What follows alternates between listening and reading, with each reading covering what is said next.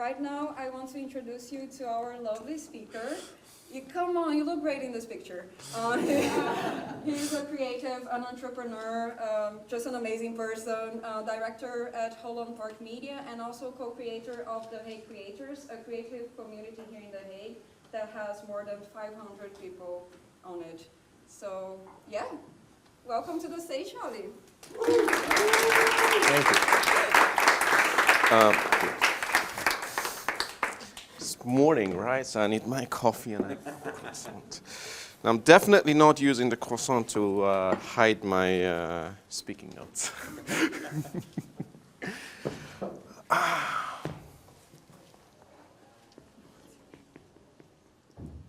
Let's start with this question. What is your dream? And I don't want some kind of a vague idea of what you think your dream is. I don't want some kind of a concept. I actually want you guys to take a moment and think about it. Picture it. I want you to see it, feel it, taste it, almost as real as I am in front of you. What is your dream? No, I'm serious. Do it now. Can you see it?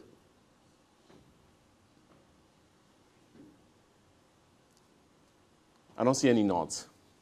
So I take it as a yes, no, I don't know. I mean, you don't have to tell me. I don't want to know if it's some kind of a weird fetish. I really don't want to hear about it. If your answer to that is yes, and that you can see it clearly in front of you, okay, that's good for you. Hold on to it. We're going to come back to it later. And if the answer is, maybe, I don't know, it's kind of vague, I'm hoping by the end of, stop me if I talk too much. I like the sound of my own voice. But by the end of this, you might have one more idea, one more tool on how you can explore what your dream is and how you can get to it. First and foremost, I want to say congratulations. Anna, where's your own? There. And the rest of the volunteers and the team for putting the Creative Mornings The Hague together for the first time. Woo. I think we need more of this in The Hague. This has been going on around the world for a very long time, and I'm very thankful to everybody from the other cities in the Netherlands who have traveled here to get this off the ground. And also Social Hub. Always amazing to host such a thing here. Amazing coffee and croissant and everything. So round of applause for the Social Hub as well. Now, right, before I get to this picture.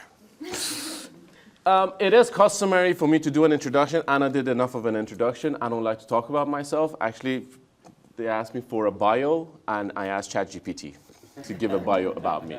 And it was oddly accurate, very intrusively accurate. So, yeah. But I think the only thing that you should know about me in the context of this presentation is what I dream about. And that is so that I can dream. It's a very simple idea. Because I love to have the power of dreaming. And the day I lose it is the day that I will feel useless. And that's what I mean, that my dream is so that I can continue to dream. And that's not to say I've never lost it before. Sure, I have had many times. But what I'm going to talk about, our theme of today, mentorship, is one of the ways that I've actually been able to gain it back. And it's helped me get back to dreaming, which in the first place was my dream. Now, whatever your dream is, again, keep it to yourself. I don't want to know. For obvious reasons. Now, when you think about mentorship, thanks for that definition of mentorship. Now, let's debunk that, shall we? Now, what do you think about mentorship? Usually, this is the picture you have in mind, right?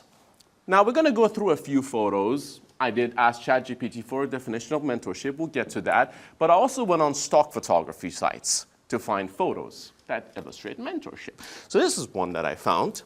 Let's see if you're going to catch a theme in here, yeah? This is another one you're going to find. Here's another one you're going to find. God, he looks so pleased with himself.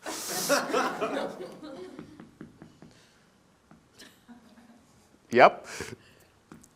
Here he is, obviously explaining something to her on the tablet. She is clearly incompetent. Oh, shit! Look at her. She's getting annoyed at this point. I think somebody wrote the metadata a bit incorrectly on this photo. This is the photo of how she feels like when she's being mansplained to.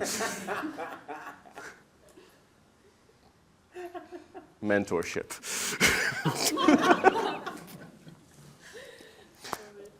That's mentorship for you. Oh, now we got the finger. Oh, no. Now we got the finger. You see, I made a mistake. I cropped out part of that photo because there she's like holding some imaginary charts in her hand. And as somebody who runs a media agency, I've done a lot of stock photography in the past as well, so I know how awkward they can be.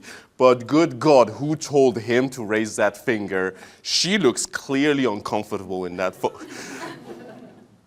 She's not being mentored right now. I think at this point you get the point, and if I was, that's your mentorship, right? At some point you just kind of turn away from the lovely gentleman sitting over there and you just smile to the camera and smile. That's the picture of mentorship that we have. A lot of us, when we think about mentorship, we think about, well, the standard definition. So I asked ChatGPT, what is mentorship? Here we go. Mentorship is a professional relationship in which a more experienced or knowledgeable individual, the mentor, provides guidance, advice, and support to a less experienced or junior individual, the mentee.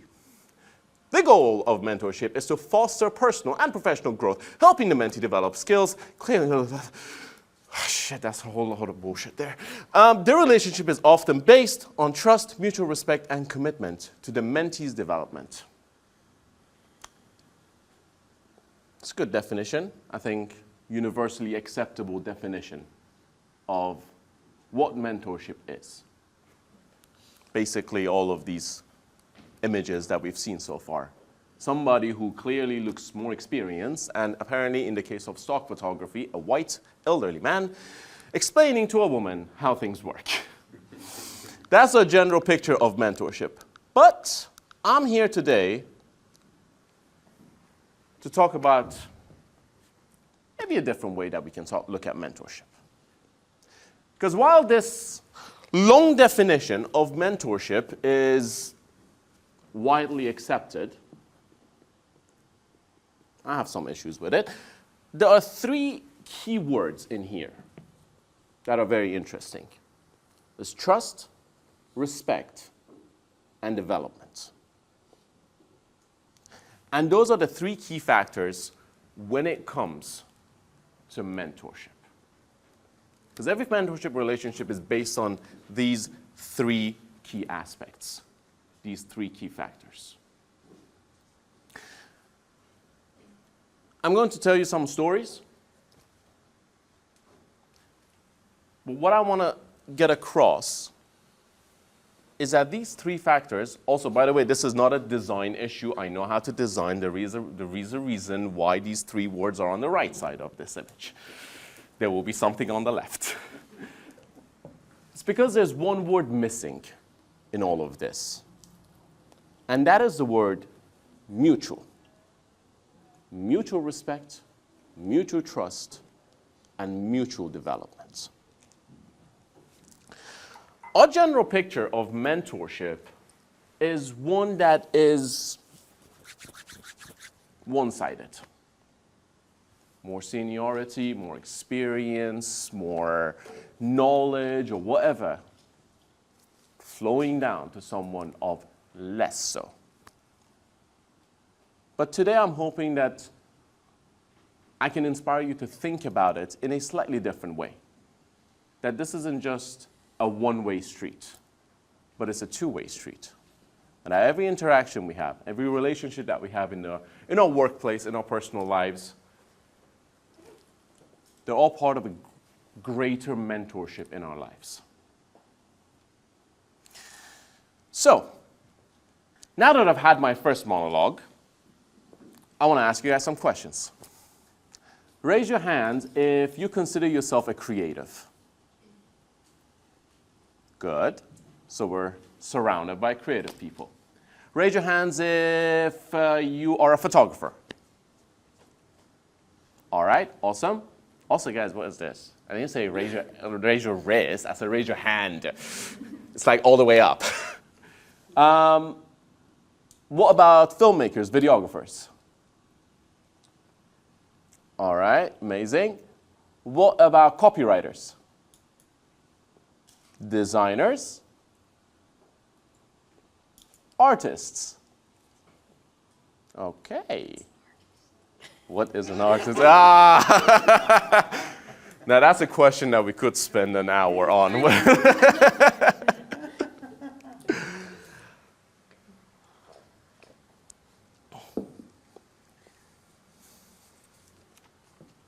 Ooh, I jumped through a whole bunch of these. All right. And we're here. Yeah.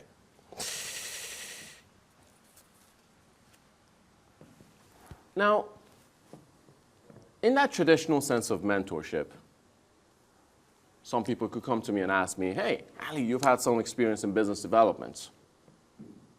Can you teach me some, can you mentor me in my process?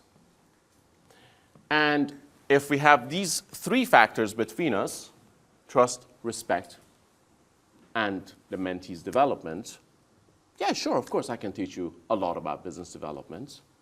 I can show you how to write a proposal. I can show you how to talk to your client. I can show you how to write a quotation, price it higher than you normally would, and still make your client say thank you for giving me a nice discount. I can teach you all of that. And that's with the traditional wisdom of mentorship, great stuff. But everything that I'll be teaching you in that context is to repeat everything that I've already done. But what about tomorrow? What about the next challenge? See, that's where the definition of mentorship that we have falls apart. Because in order for us to tackle the challenges of tomorrow, things that we haven't faced before, that's where we need creativity. And it's good that we're surrounded by creative people. We're all creative people in one form or shape. Everyone is a creative. Yeah, I agree. And that's where that definition of mentorship falls apart. Because it doesn't take into account the fact that, yes, I can teach you a lot about video editing. But if we keep editing videos the same way that we did back in 1990s, then we're not going to move forward. And I won't necessarily be able to take that on, and I've seen that from my own learned experience, without engaging with the younger generation and learning from them. Looking at what they like, what they see, how they edit videos, and taking that into my own work. So, it's a two-way street. I spend majority of my days working with a team of creative people. Photographers, videographers, graphic designers, marketeers. And sadly enough, I tend to be a little bit older than the rest of them. I'm not that old, just have a very young team. And what I can tell you is that the moments that I felt that I was in that mentorship position where I was the one teaching, those were the moments where I stopped dreaming too. And it was the moments that I started sitting down with our interns who still in university, far less experienced than me in anything that we do. Those are the moments that I was inspired. And I was like, wow, this is actually, okay, hang on, this is really Gen Z. But it's kind of giving me ideas here. Like, I don't like how it's executed, but I like where you're going with it. See, it's a two-way street. While I have the knowledge and experience to make those ideas come true, what I need are the ideas. Because yeah, face it or not, 10 years in the industry, 15 years in the industry, I'm shit out of ideas. At this point, I need to look to others. I've learned how to do things very well, but now I have to look at others to gain the inspiration and the ideas of what to do next. Creativity. So yes, when we look at the definition of mentorship in a bakery, absolutely, traditional definition of mentorship works. But when we're looking at the creative industry, people who are creative, the challenges that we face on a daily basis, no. We need a two-way approach. We need a way that we look at every single person around us and we assess what we have to learn from them and keep our minds open to learning from them. So, my next question for everyone here, if you could please raise your hand if you find yourself in a situation where you're surrounded by people who you might have opposing opinions with.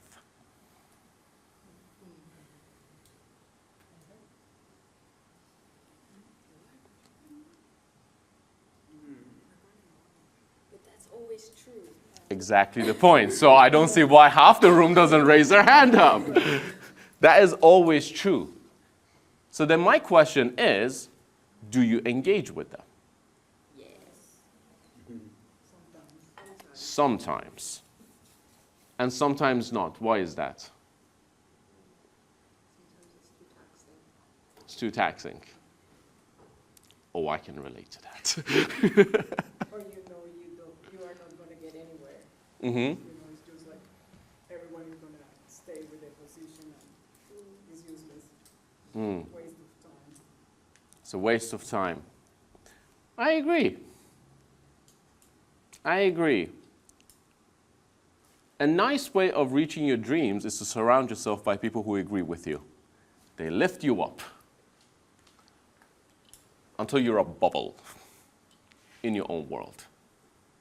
And that's where we need those opposing opinions. But those opposing opinions, just like the lifting opinions, need to be built on three basic principles: mutual trust, mutual respect, and mutual development. You see, even when you're faced with opposing opinions in the workplace or in personal life, professional and personal lives are pretty much the same for most creative people. We all take our works extremely personally anyways. When we want to really go for our dreams, we need to have those opposing opinions, as well as those opinions that lift us up. Not just the senior ones, but also the junior ones. And that's why we need to look at every interaction that we have, every relationship that we build, with these three key factors: mutual respect, mutual trust, and mutual development. And while some of you might have something to learn from me, I know that I will have a lot of things to learn from you.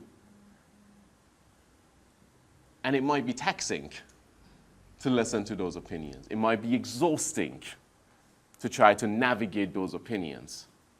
But that is the only way we have to have that mutual development. And that is one of the ways that I found most effective when it comes to going for my dreams. So, I want to tell you a little story. I'm going to keep it short because I do like telling stories, but it is a Friday morning.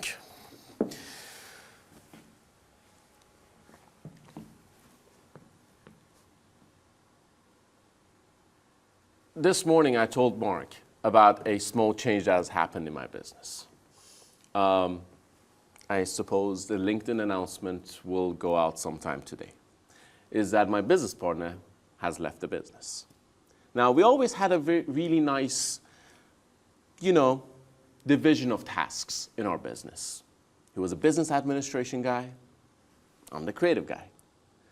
He took care of all the invoicing, all the administrative workload, the VAT, the legal stuff, all the runways, finances, the whole thing. I didn't have to think about it. All I had to do was send quotations, get the stuff done with the team, and then press a button that says, please invoice this. And then from there on, it was in his hands. He eventually got bored after doing that for several years. We had a nice conversation. We both cried. And then we decided that it's time for him to leave the business. Now, what that meant is that a whole lot of that workload that was on the administration side came to me. Stuff that I really was not prepared to deal with. And stuff that I really didn't know anything about. And for the longest time, Charles used to annoy the shit out of me. Because how difficult could it be to file invoices?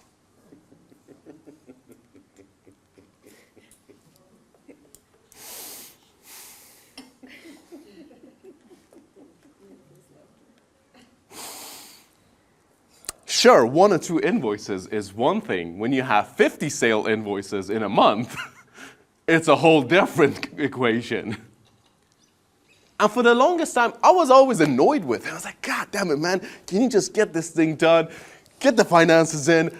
I've got this camera that I want to buy. Can we just get on with this shit? And now over the last 1.5 months that I've been doing his work, I have come to understand, holy shit. It's not as easy as I thought it was. And that's where the mutual part had fallen through for me. Because I had stopped seeing. Of course, I always knew how critical his work was. I just stopped seeing how difficult it was, how time-consuming it was, how, frankly speaking, fucking annoying it was. Am I allowed to curse? Yes. Okay, cool. I was like, okay, hang on a second. I got to check this one. Because I know we're recording this thing, right? So it's like, if you have to bleep some things out, I'll do it. Don't worry. And it's only through doing his work, through going, diving deep into that world, that I've gained a different level of understanding and a different level of respect for that work. Now, the reason why I'm telling you that story is that as creatives, we tend to have abilities. We tend to have skills that others may not possess. If you're a video editor and you're that great in DaVinci, okay, how many tens of thousands of people in the world are? Not many. And that can prop us up and make us think that, many others are not as competent or whatever. And I think that's one of the challenges that I've seen among creative people, and myself included, is how skilled and competent we are can be our biggest downfall. Because we think that we're very skilled, and we absolutely are, but then we stop reaching for higher. Because we feel that we're not surrounded by more of other skilled people. Mentorship.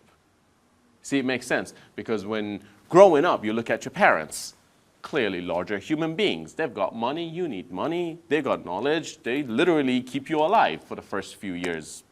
Some of my friends recently have had kids. Now I understand what it's like to have a child. That thing is literally trying to kill itself. They have to keep it alive. So it makes sense that our idea of mentorship has evolved this way. We've gone to school. We've had teachers who were sort of mentor figures for us. And we've always felt like we were learning from them.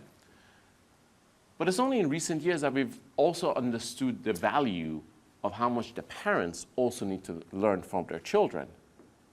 My parents didn't, but that's a whole different story. We've also learned how much teachers need to learn from their students. And that goes back to that very idea of mentorship, that two-way street. So, when it comes to that story with my business partner, it's also a very recent one, so that's why it's not also so well formed. But I hope you get the idea of the feeling that it's sort of given to me.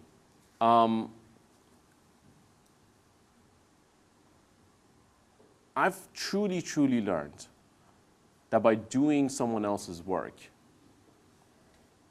I've been able to understand and have a different level of respect, mutual respect for their work, but also it's helped me develop in my creative work in a lot of ways. The level of organization that is needed to keep everything controlled. The level of attention to detail that's needed to make sure everything adds up and is correct. All of that has very instantly, in fact, helped me get better at the other work that I was doing, which has always been my main work. So it's not simply that doing someone else's job gives you more respect about their work and yada yada. No, it actually helps you also develop the skills that you need to excel at what you want to do. Going back to that idea of a two-way mentorship. So I'm hoping by the end of this, and we are pretty much at the end of this, you can reflect on that question, on what your dream is, on where you want to go. If you have that picture very clearly in front of you, the traditional wisdom would say, okay, go find somebody who's reached it. Go talk to them. Go become their mentee. Learn from them. Take them out for coffee. Go sign up to their bloody mentorship program on LinkedIn and pay exuberant amounts of money. I fucking hate those things. That's your traditional wisdom. And yeah, I agree to an extent, but I also don't think that's the full picture.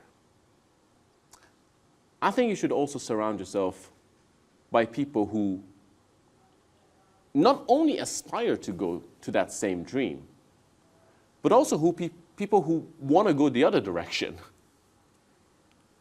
who want to go to another direction altogether, who may completely disagree with you, who may think that you're a complete idiot for having that dream. Sit down with them. Treat your relationships with them with these three key factors: mutual trust, mutual respect, and mutual development. Because when you open yourself up to that two-way street, you'll be surprised at how much you're going to learn and how much it's going to get you further in your process. Something that I found very interesting at the start was Louis, who's sitting right in front here, when Anna asked the question, who is a mentor? And who's looking for a mentor? We both raised our hands. And who is also a mentor? We both also raised our hands. That's the moment I knew what I'm about to tell you. It's like a little validation I had for myself. Not that I need any validation, but like, you know.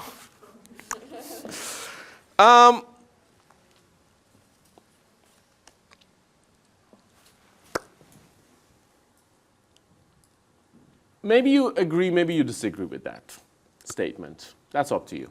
And I would love to talk to you about that. But that's for people who can see their dream very clearly in front of them. Now, what if you can't?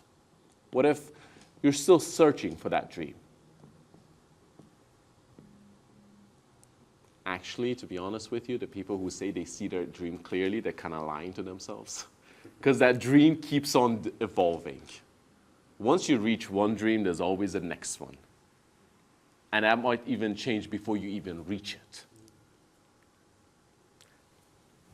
That's how you know you're on the right path. if you're continuously searching for the dream.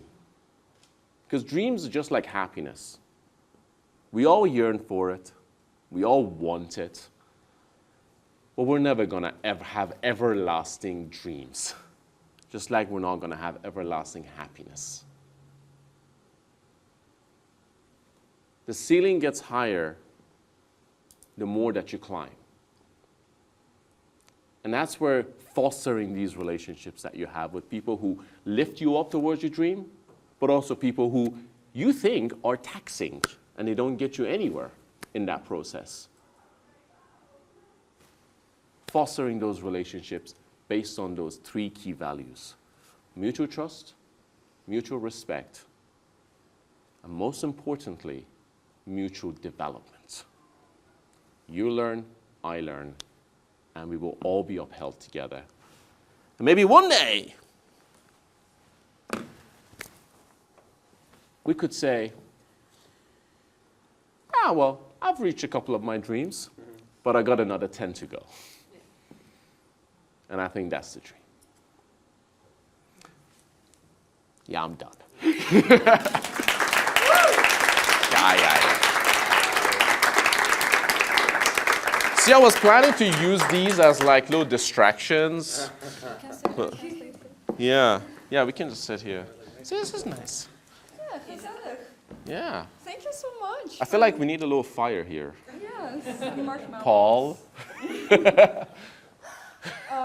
Thank you so much for your inspiring talk, Ali. And now, the hard part about being a host now is that I cannot just sit and then, just think about it and reflect on it. I need to actually do something with the Q&A. So, guys, this is the moment that you can, ask Ali whatever you feel like. So is there anyone? Or not, so then Or I can go to not. work. Yeah, and Ali can choose to reply to you or not. So please raise your hand. If It you might be too taxing. Raise your hand if you have any questions.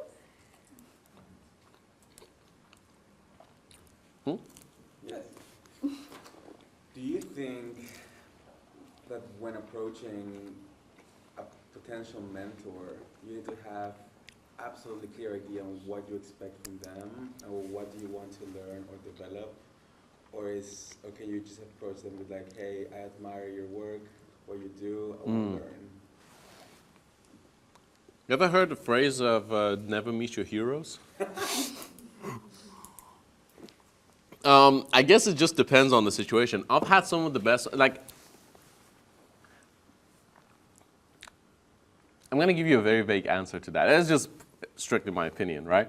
I've had some of my worst mentorship situations when there was clarity at the start, and I've had the best. So I don't think it's actually a defining factor in it. What I would say is a better defining factor is curiosity, right? Going into a conversation or any and all conversations with an open heart and an open mind to what to gain. I'll give you a little story. Okay, another story. First year, I studied mechanical engineering, by the way. I have a master's degree in engineering. First year of engineering is probably like the second week or something, right? It's a class of 140, and I'm sitting in material sciences. Now, material sciences is, I wish I had studied accounting, if you know what I mean. It's not inspiring, let's just say material sciences, because you're literally just sitting there looking at molecules of metal and thinking, what is going to happen if I put this over there? Now, in the first year of anything, in a 4-year course, you're just absorbing information. So it was just really not inspiring. It was really not my cup of tea. And I was so done. It was the second week of the whole term. And I would have done anything just to get out of that fucking lecture hall. So I get an email, and it's like, oh yeah, there's this competition is coming out. It's also mainly interesting for the 3rd and 4th year students. Now, me being a 3rd year student, I thought I needed an excuse to get out of the lecture hall. Apparently, I felt like I was still in school. So I used that email as an excuse to get out of the lecture hall to go talk to the professor who was running that competition. Now, that little act of me trying to get the hell out of that lecture hall because before I fell asleep, came across to that other professor as me being very willing to learn and wanting to go the extra step and say, okay, I'll catch up on my lecture notes later. I'm going to go to talk to this person. Now, what that very interaction, right, when I just knocked on that door, Kwon Yang, when I went into Kwon Yang's office, I saw this email, just curious what this is. That led me into a relationship of mentorship with him, where he took me under his wing. He mentored me through learning what I needed to learn for that competition. I went on to win a national level, regional level, went to a, cross-regional level, right? I got to travel to Thailand, to Hong Kong. I eventually did an internship at his company and then set up a business with him, right? Now, if I had a clear idea of what I was going to get out of that interaction, I don't think it would have happened because I would have just gone for the hunt. The fact that I went there just to get the fuck out of a lecture hall meant that I was willing to do anything just to get out of that lecture hall, right? So it can go either way. I think it doesn't matter if you have, like, if I get an funny story, I was reviewing internship applications last night. And we kind of decided not to take on any interns unless there's someone really exceptional. And I'm looking through, we get a lot of those. I'm looking through like 25, 30 of them. And yeah, I was like, okay, no. It was like a Tinder situation, you know, like no. It's like, oh, hang on a second. Yeah, that's interesting. Usually when people say, I want to do an internship with your company, I'm like, cool.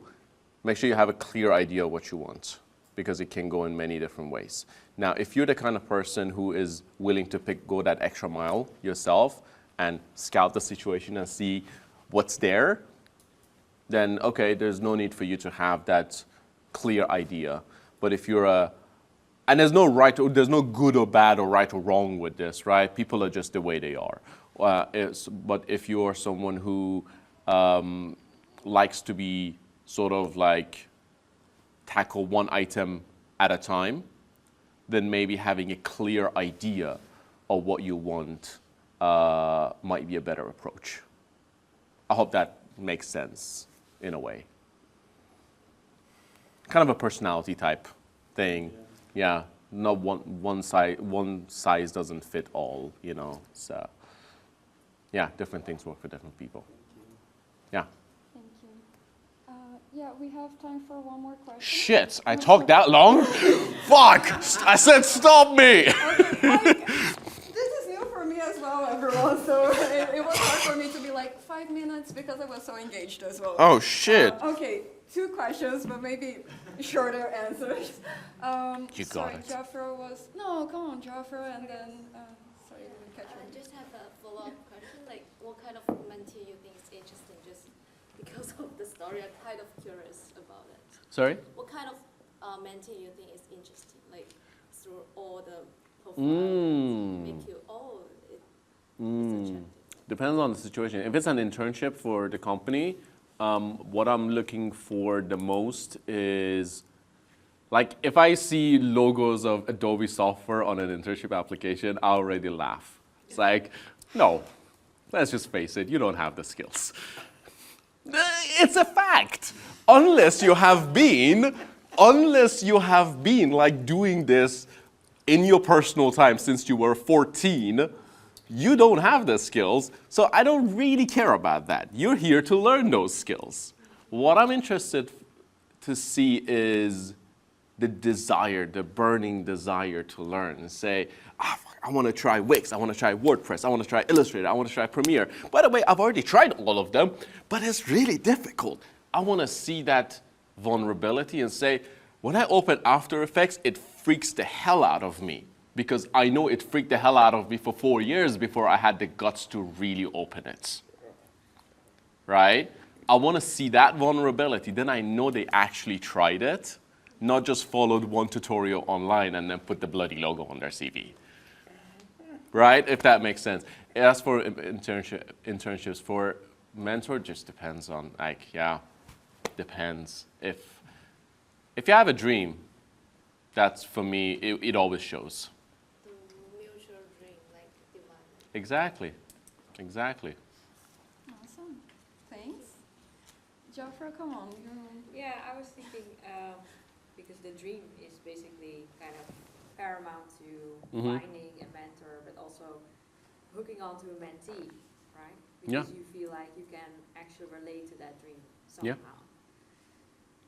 Do you think that is also kind of a requirement to find mentors and mentees to share dreams in a certain way?